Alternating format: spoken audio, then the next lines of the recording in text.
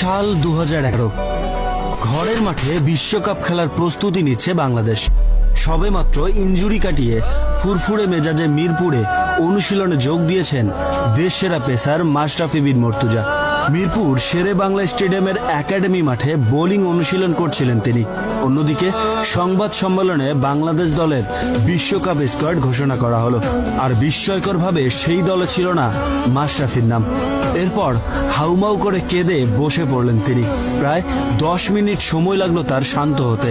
উপস্থিত সাংবাদিকরাও অবাক। নিজেকে সামলে মাশরাফি বলেছিলেন, নির্বাচকরা হয়তো মনে করেছে আমি ফিট নই, আমি জানি না আর কখনো ফিরতে পারবো কিনা, তবে 8-10টা মানুষের মতোই বাংলাদেশকে সমর্থন দেব। দলে যারা সুযোগ পেয়েছে তাদের জন্য শুভেচ্ছা। এরপরে মাশরাফি ফিরেছিলেন। নিজের মেধা, মনন এবং পারফরমেন্স দিয়ে হয়েছেন দেশ সেরা অধিনায়ক। এপ্রিল